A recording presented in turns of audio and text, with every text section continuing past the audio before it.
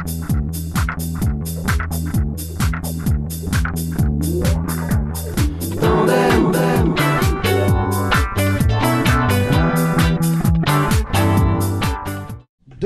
Jérôme Haas qui cette semaine va nous parler de les manuscrits de la mer morte. Les fameux rouleaux génial. manuscrits de la mer morte. C'est à toi. Merci Michael, bonsoir à tous, bonsoir les amis. Jérôme. Et bonsoir Laurent Chouette qui vient de nous rejoindre. Donc ce soir on va partir à la découverte des manuscrits de la mer morte.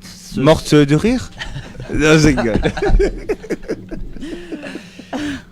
Il y en a qui sont chauds dans le studio. Ouais, Moi, j'étais là, Démarre au quart de tour. j'étais en backstage, on n'a pas de volume, tu vois, là-bas. donc on se rend Non, pas mais compte. je sens Mais là, que c'est Jérôme, chaud, il est un c'est peu chaud. comme moi, il faut le laisser faire sa rubrique tranquille, hein, puis s'il alors- vous plaît. Et alors là, si t'arrives à mettre un peu d'humour dans la rubrique, ça va être bien parce Ah. que Il en faut, les il en faut. rubriques sur des sujets historiques, c'est pas forcément évident. Donc Ouais. si t'es derrière moi, avec plaisir. Allez. On raconte que les manuscrits de la mer morte sont une des découvertes archéologiques les plus importantes du XXe siècle et je vais essayer en quelques minutes de vous montrer pourquoi. C'est des textes qui ont été découverts il y a un peu plus de 70 ans et qui sont les plus anciens textes de la Torah qu'on ait jamais découverts, qui ont été écrits il y a plus de 2000 ans. Et c'est une découverte majeure dans le monde juif et dans le monde archéologique en général. On va commencer à la découverte pure de ces textes et après je vous donnerai quelques éléments sur qu'est-ce que c'est le contexte, les auteurs de ces textes et ensuite on partira à la recherche d'un trésor à travers un de ces textes qui s'appelle le rouleau de cuivre. Et on a une vraie chasse au trésor à partir de ça. L'histoire commence il y a un petit peu plus de 70 ans par deux bédouins qui sont dans le désert de Judée. Le désert de Judée, c'est la partie qui va être à l'est de Jérusalem. Et on est sur les bords de la mer morte, 50 km de Jérusalem.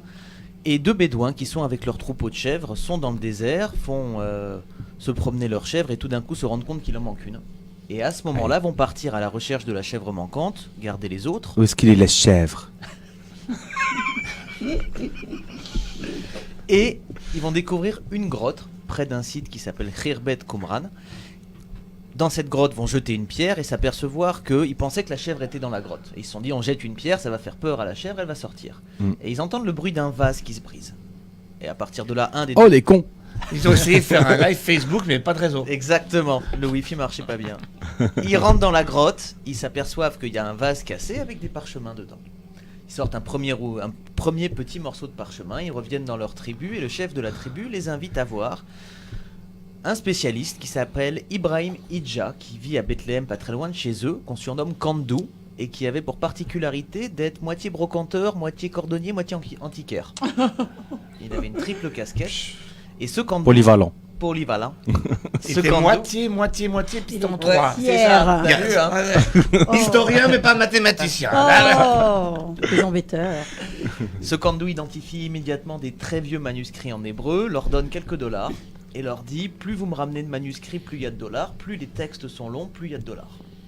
Et donc c'est comme ça que va commencer l'histoire de la découverte de ces manuscrits par cette tribu de bédouins et ça va se poursuivre comme ça pendant 10 ans jusqu'en 1956. Là où l'histoire devient incroyable, c'est que ce Kandou donc, va vendre une partie des textes à l'église syriaque qui va les garder pendant quelques années et va appeler un Israélien qui s'appelle Eliezer Soukeinik au mois de novembre 1947 en lui disant « J'ai récupéré plein de textes anciens, il faut que tu viennes voir ». Qui est cet Eliezer Soukeinik? C'est le premier archéologue israélien qui a fait ses études en Israël, pas mal de découvertes et dont le fils va devenir une sommité dans le monde archéologique et militaire puisque son fils sera Yigal Yadin, qui a été le chef d'état-major de Tsahal pendant la guerre d'indépendance et ensuite un des grands archéologues du pays puisque c'est lui qui fait les fouilles de Masada dans les années 60. Donc ce Soukeinik répond à Kandou, il lui dit « Tu sais quel jour on est aujourd'hui ?» Il lui dit « On est le 29 novembre ». Il dit « Oui, on est le 29 novembre 1947 ». Ce soir, l'ONU vote le plan de partage sur le mandat britannique en Palestine. Couvre-feu des Anglais, on n'a pas le droit de sortir. Et le Kandou insiste, lui dit que sa sécurité est garantie, que c'est important qu'ils viennent. Et ce jour-là, le jour où l'ONU va voter le plan de partage, qui sera le préalable à 6 mois de l'indépendance déclarée par Ben Gurion, il va aller à Bethléem et il va acheter au nom du futur État d'Israël les premiers manuscrits de la mer morte. Et l'histoire se finit sur cette partie-là, avec 7 ans plus tard son fils Yigal Yadin, qui en voyage aux États-Unis entend parler d'une annonce dont j'ai envoyé à Mickaël l'image. Annonce dans le Wall Street Journal, 4 manuscrits très anciens sont à vendre de la mer morte. et ce sont les 4 manuscrits achetés par l'église chrétienne il y a quelques années auparavant. Il va réunir des fonds privés et ramener ces 4 manuscrits en Israël. Donc histoire de découverte absolument incroyable, un lien père-fils à travers cette histoire-là. Et les textes à proprement parler, de quoi s'agit-il ? Il s'agit de textes écrits entre moins 200 et plus 100, donc il y a un peu plus de 2000 ans, 2200 ans sur les plus vieux textes, et qui sont les plus vieux textes de la Torah qu'on ait, également des textes de commentaires de la Torah, des textes sur les règles de la communauté qui vivait là-bas, et ensuite ce texte, ce rouleau de cuivre qui est une carte au trésor. On a retrouvé plusieurs milliers de fragments, il s'agit de 980 manuscrits qui sont les plus vieux, et ce qui est extrêmement intéressant, c'est qu'on a fait un bond de 1000 ans en arrière par rapport aux plus vieux qu'on avait jusque-là. Wow. Jusqu'à cette découverte, les plus vieux textes juifs qu'on avait, c'était des textes qui s'appellent le Codex d'Alep, qui date de l'an 1000.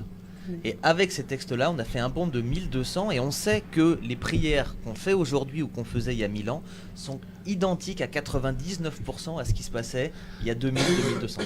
Est-ce que les descendants de ces bédouins qui ont trouvé les parchemins se rendent compte qu'en fait ils ont reçu quelques dollars pour des documents qui sont inestimables? Ouais. Ça s'est vite compris parce que l'armée jordanienne ensuite a fait la suite des fouilles. Et on a eu plusieurs archéologues, dont des Français, un plus connu qui s'appelle Roland Deveau, qui effectivement a très rapidement vu la valeur de ça. Mais ils ont participé ils ont fait un petit pas pour l'humanité à travers cette découverte. Ils ont trouvé la chèvre. Elle est allée gambader, bien sûr.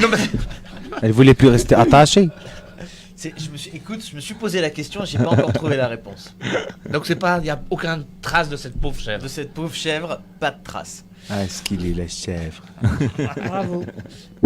Les auteurs, quelques mots sur les auteurs quand même de ces textes. Qu'est-ce que faisaient ces textes dans le désert? Pourquoi dans des vases?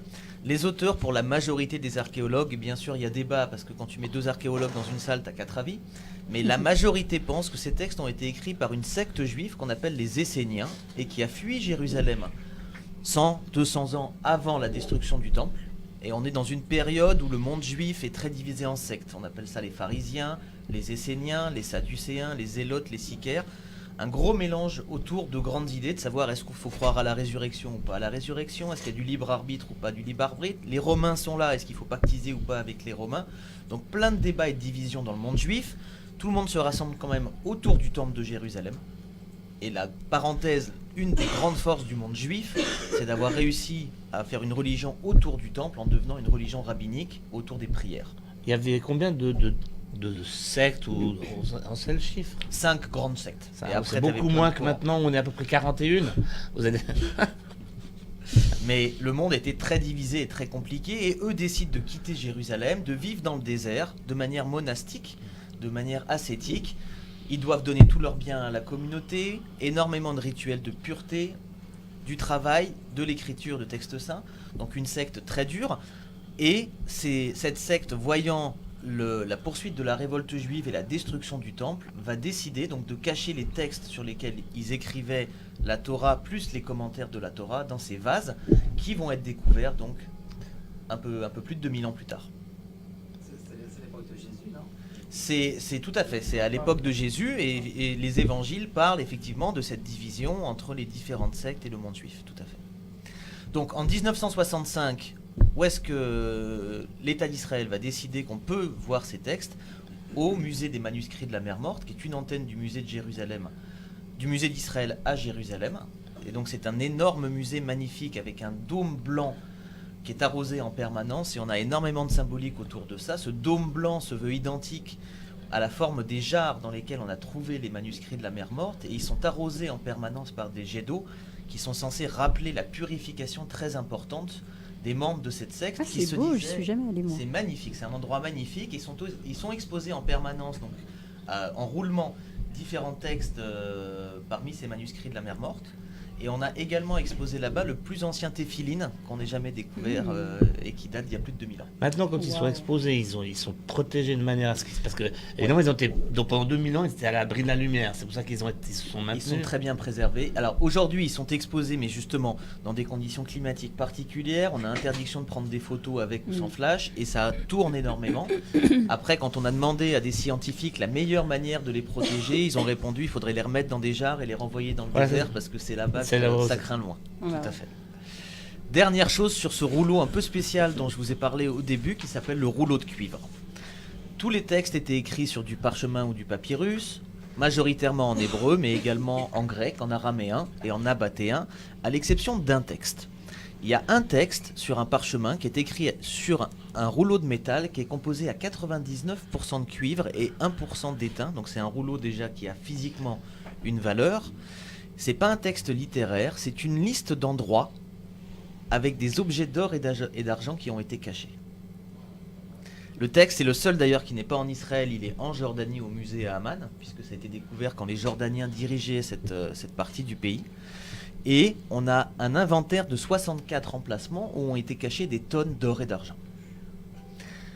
Un des exemples parmi beaucoup de ce qu'on peut trouver dans le texte où on dit « Dans la ruine qui se trouve dans la vallée d'Accor, sous les marches, avec l'entrée à l'est, à une distance de 40 coudées, se trouve un coffre d'argent et ses vaisseaux avec un poids de 17 talents, ce qui fait à peu près une demi-tonne. » Donc on a potentiellement un trésor extraordinaire qui est Je comprends pas, mais personne n'est allé chercher ces endroits. Alors, Je comprends pas. Si. C'est pas possible. C'est un truc Laurent, on y va?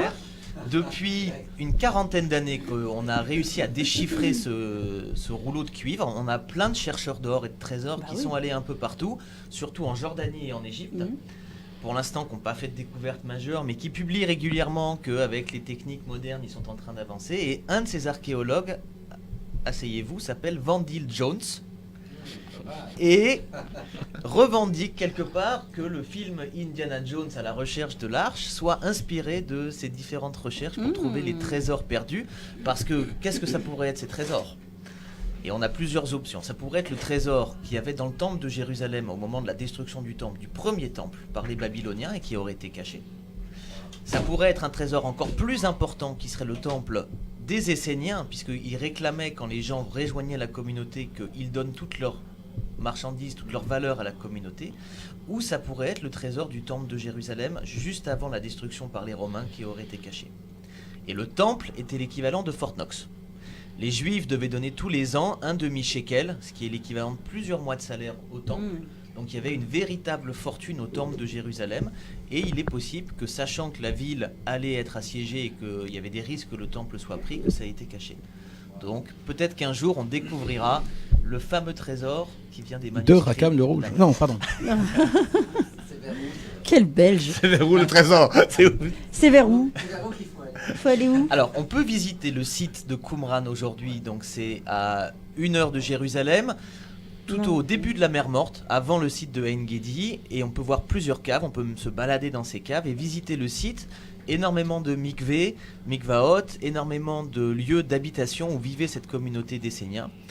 11 grottes ont été retrouvées tout autour de Qumran et une 12e grotte a été retrouvée il y a un peu plus d'1 an. Donc, les recherches et la magie de ce pays, c'est que ça s'arrête jamais. On a retrouvé quelques éléments intéressants, de la poterie, des pièces, pas de rouleau, certainement que ça avait été acheté et vendu précédemment par les Bédouins il y a 70 ans. Wow. Merci Jérôme. Bravo. Merci. Bravo Jérôme. Passionnant. Décidément, ce soir, c'est passionnant. Voilà,